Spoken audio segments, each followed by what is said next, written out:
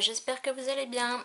Alors ça y est, je vous retrouve pour une vidéo création, la première depuis un peu plus d'un an. Donc bah oui, en effet, le matériel que j'ai acheté m'a un peu inspiré, bien que ce que je vais utiliser finalement ça vient pas forcément de ce que je viens d'acheter. Donc je vous disais, souvent moi le problème c'est les photos, savoir quelles photos, les choisir, les imprimer, quel format, etc. Donc c'est ce qui me prenait la tête. Et puis en 2014, pour 8 euros, je pouvais développer 1000 photos.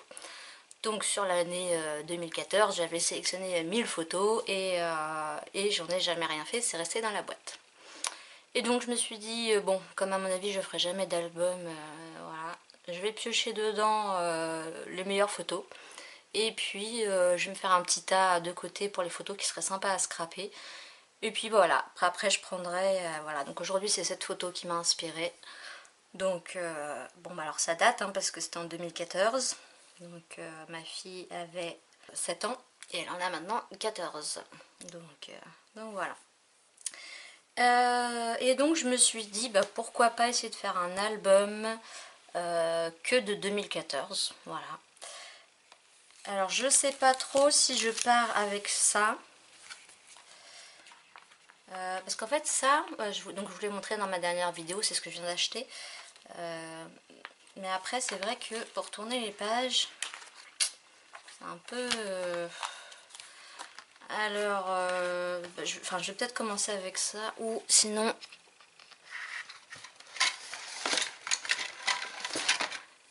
Je pense que je vais me racheter un album de ce format-là.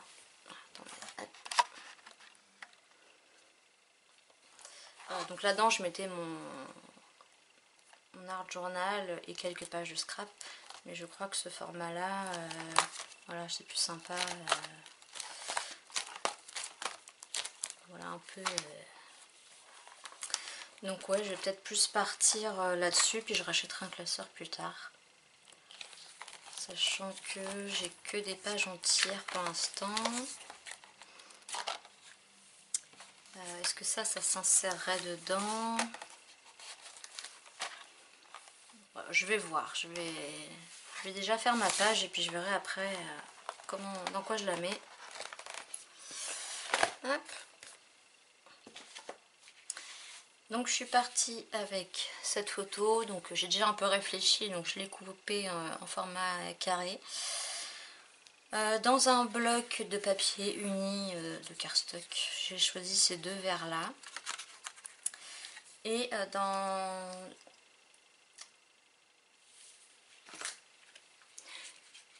dans la commande, dans mes pochettes, il y avait une planche de mots.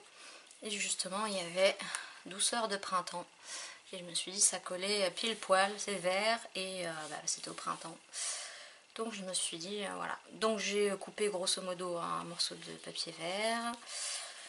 Voilà à peu près pour l'instant tout ce que j'ai préparé. J'ai trouvé ces feuilles, ces fleurs. C'est de la collection Mintopia, je crois. Mintopia Studio, c'est ça. Et la collection Maui. Donc je vais sûrement utiliser ça. J'ai sorti ça. Et puis après, je verrai au fur et à mesure. Bon, ça se voit que il y a longtemps que j'ai fait du scrap. J'étais pas forcément très concentrée non plus. Donc voilà, heureusement que j'avais mon bloc en double parce que j'ai un petit peu foiré ma découpe. Alors c'est surtout que j'étais déconcentrée par ma fille entre deux et je me rappelais plus les mesures. Et donc ça vient d'un bloc, voilà, Action, que j'avais heureusement en double. Donc voilà, après, il va falloir que je retrouve mes habitudes, retrouver où sont mes cols, mes encres, etc. On va voir ce que ça donne, si ça revient vite ou pas. Donc pour l'instant, je pense que je vais vous laisser en musique et puis voilà. À tout à l'heure.